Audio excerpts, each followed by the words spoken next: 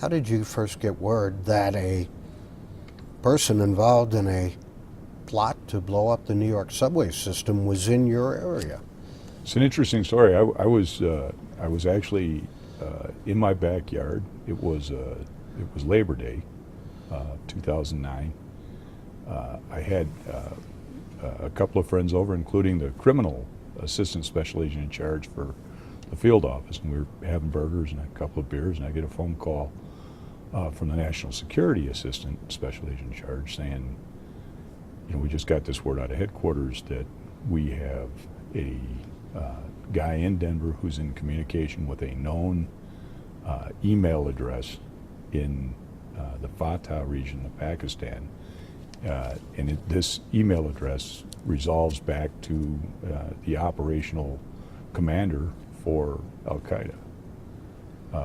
And then he read to me the wording in the email, which I can't recall now, but he talked in that email about it being, he talked about a wedding, he talked about a wedding cake, which is very well known code in that community for a suicide attack. The wedding would be the suicide attack, and the wedding cake would be the bomb. And he was having some trouble building the bomb at that point and was looking for help with the formula. What was your reaction upon getting that information? Surprise. I mean, just, in the Bureau, particularly at that time, we had been chasing leads for a long time. So that was 8 years after 9/11.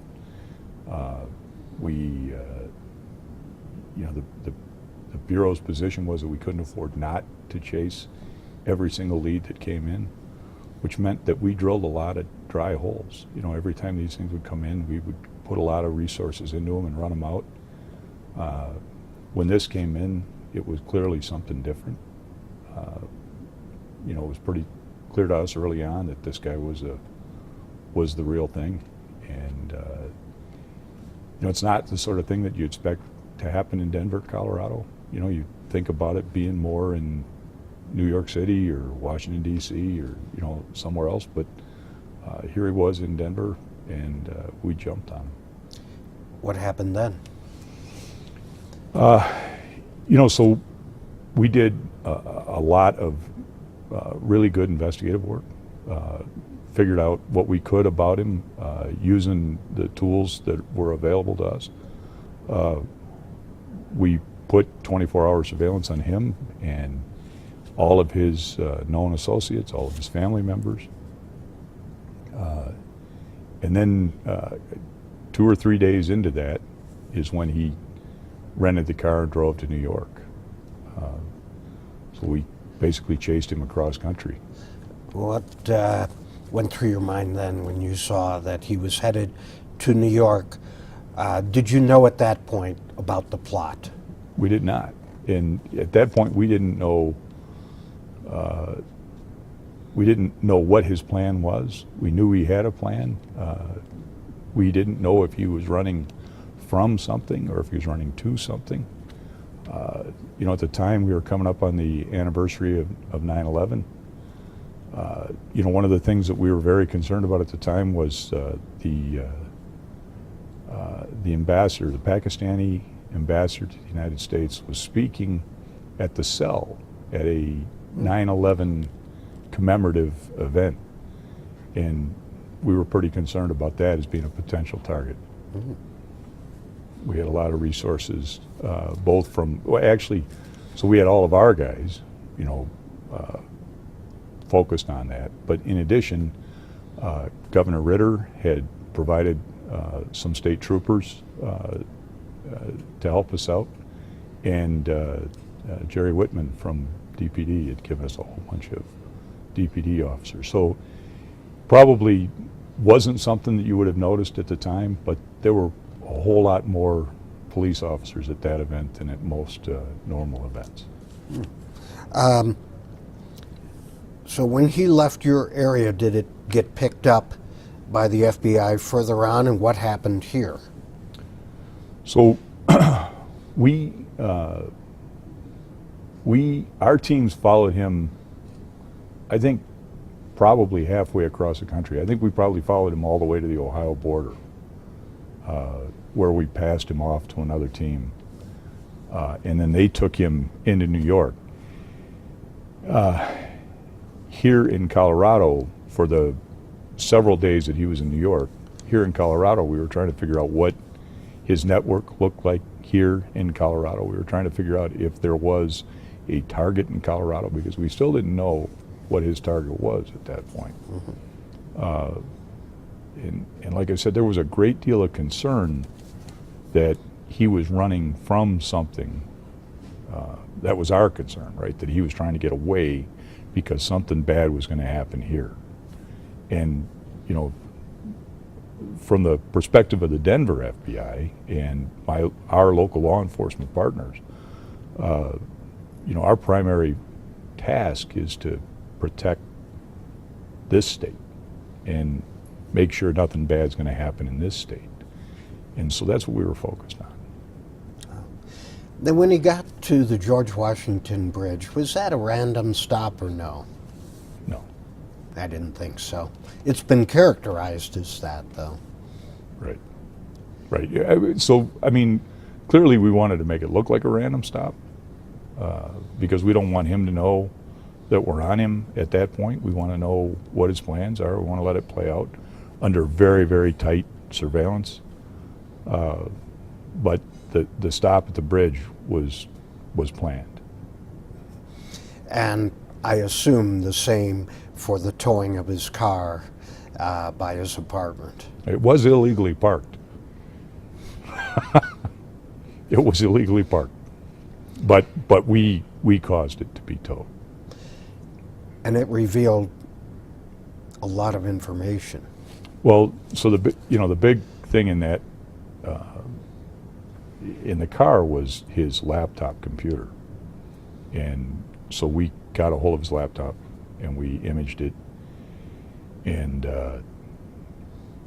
included in the documents on the computer was a very neatly written, very detailed document that explained how to make TATP. Did you know of the plot at that point? We still didn't know.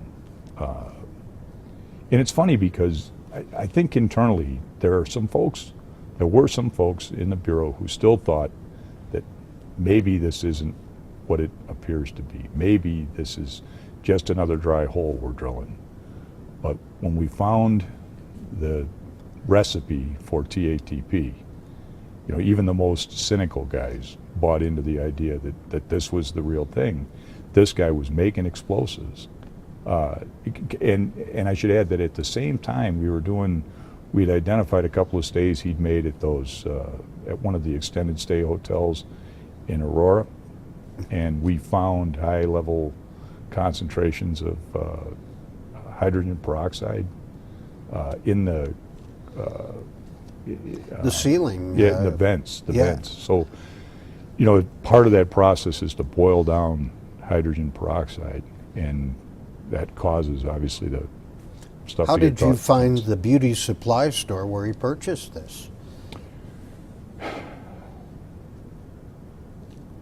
You know, I'm not sure. I don't know if we got it off of his credit card records, but you know, we had hundreds of people in Colorado working that case.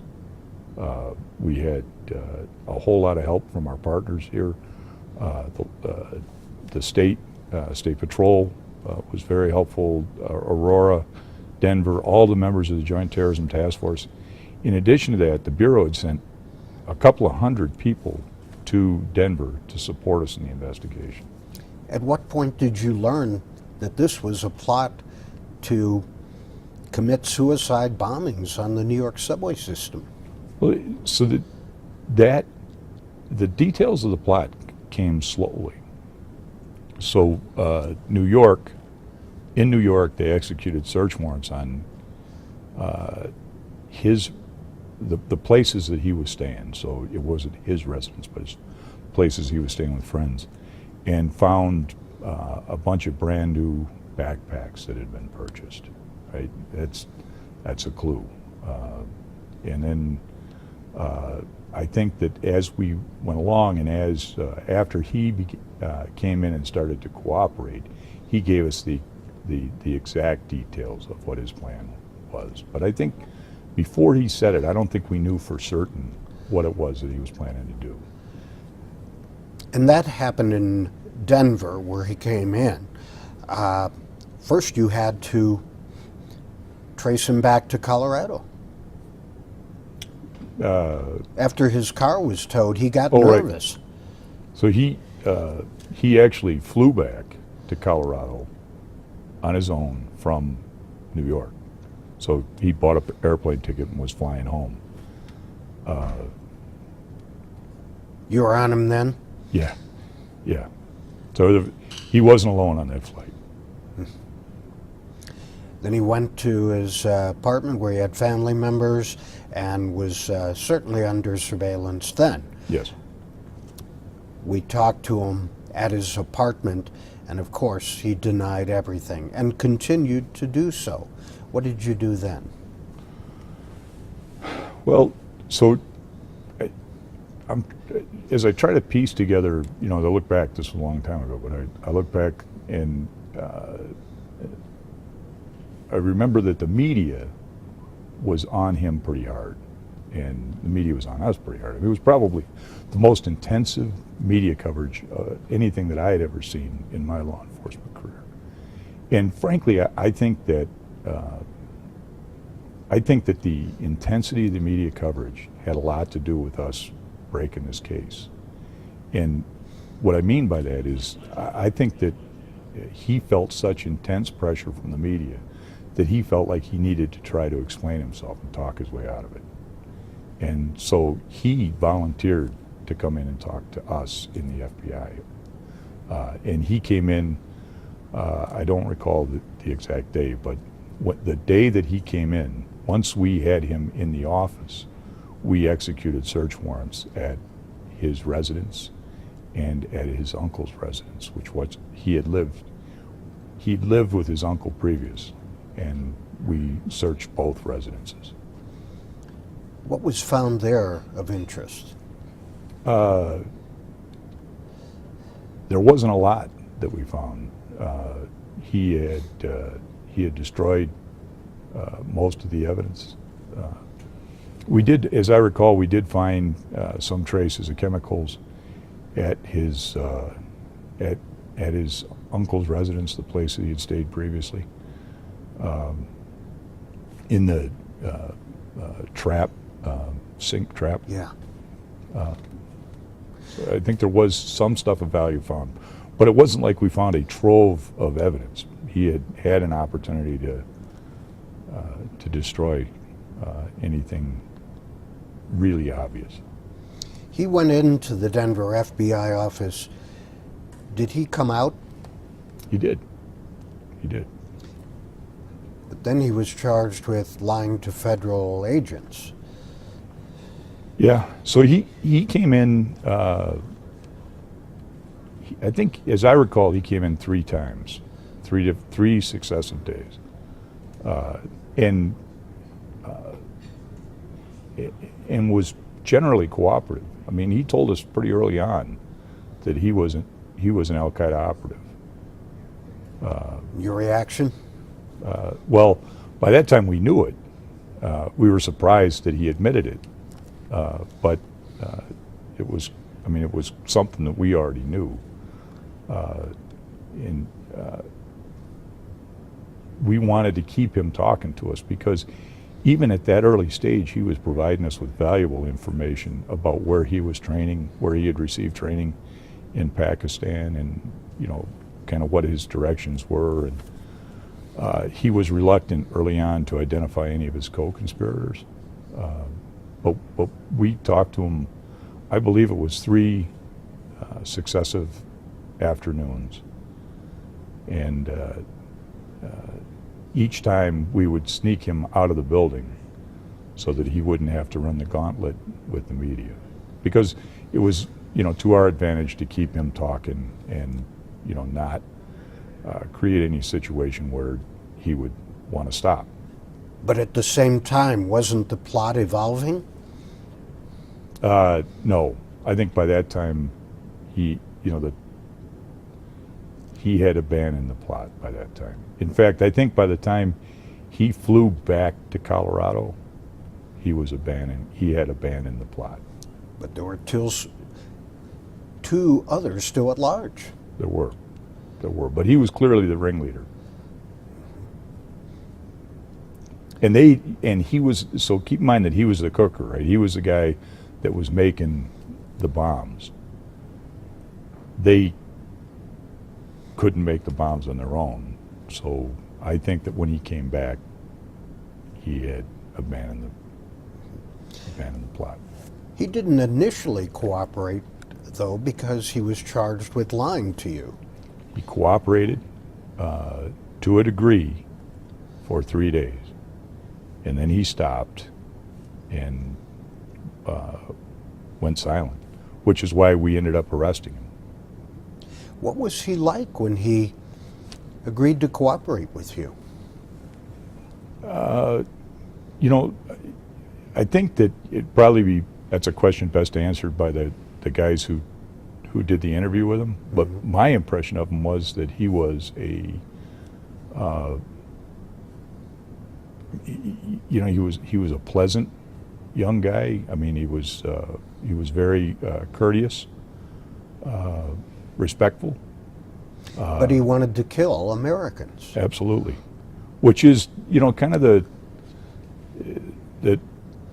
paradox here, right? I mean, and it's actually the issue that makes me have these mixed emotions about him being out of jail today. Right? I mean, to be fair, time served has been 11 years, right? So it's not like a short sentence, but still, it's a much lighter sentence than you would expect for a guy who had begun to act on a plot to kill as many Americans as he possibly could. Well, you have mixed emotions. Does that mean you disapprove of the sentence that he was given? I think that my gut reaction would be that I disapprove of it. But on the other hand, I know how much he cooperated with us early on. I can only imagine how much he's cooperated since then. I've seen the redacted copy of the letter written to the judge, which shows a whole lot of blacked out information, so my guess is that he's provided a whole lot of cooperation to the U.S. government. And I think that there is some value in the long run to showing others that there is a reason for them to cooperate, right? So I think that, kind of serving the law enforcement purpose, the intelligence, the national security purpose, I think that there is value in showing that if you do the right thing, good things will happen to you. Looking back on this, you and your agents saved a lot of lives. I appreciate you saying that. I think that's true. I spent 26 years in the FBI, and I had a great career. This case was the best thing that I was ever involved in, and I couldn't be more proud of the folks that worked with us, the agents, the support employees in my office, the partners that we had in law enforcement in Colorado. I think that people don't necessarily recognize just what we accomplished in that case. I mean, it really was, so it was the only Al-Qaeda plot, only real Al-Qaeda plot that we have foiled in the U.S. What if you hadn't foiled it? What would have happened? I think people would have died. And not only that, you have the kind of secondary ramifications of an attack in the financial center of the United States, right? This guy's plan was to blow up the subways under Wall Street. You can only imagine what impact that would have had on our economy at that time. And this was 2009, right? Things weren't good with the economy at that point anyway. Right? I think that it goes beyond the lives of the people who would have been affected by the bombs. I think that it would have had some serious ramifications for us. You've had quite a career, including the arrest of Saddam Hussein in Iraq. This was bigger than that? Absolutely. Why? Absolutely. This was, so, you know, to be honest, you know, it was the military that found Saddam Hussein. I just happened to be there, right? That's more about being lucky than being good. I think that this case showed, really highlighted the capability of the FBI. I don't know that anybody else could have conducted that investigation the way we did. And we poured resources into this thing, and every day we had to go around the office and make people go home. Right? You needed them rested for the next day, and nobody wanted to leave. It seemed that every day the scenario just got more and more scary, right? Every day we got more stuff. I mean, it was almost like a tabletop exercise where every day they give you more injects that make the thing more unbelievable, right? And that's kind of what was happening. I remember somebody saying at the time that it felt like we were living through an episode of 24. You know, there's just lots of things going on, and people didn't want to leave, and we had to make them go. He was in your sights, yet you didn't grab him when you could early on. Why not? So that, you know, it's a tough question, and it's a question that you have to continually ask yourself as the investigation evolves. So you have two obligations that kind of compete. One is the obligation to prevent a terrorist attack, right? So that's the part that is saying, get this guy off the street right now. And then you have this other obligation to figure out who all is involved. And that is the part that says, let this thing play out until you can figure out all the people that are involved, figure out what the plans were, you know, where are our vulnerabilities. And that's kind of the intel side of this. So you had to really play it out. Now, if you saw, I mean, if you look at that case and you watch what happened in New York's tolerance for that after 9/11 was significantly different than, say, Denver's. So New York, when they realized he was there, and then when they couldn't figure out exactly what his plans were, they wanted to let him know that they knew about him and dissuade him from taking action in the city. So that's why they executed those search warrants.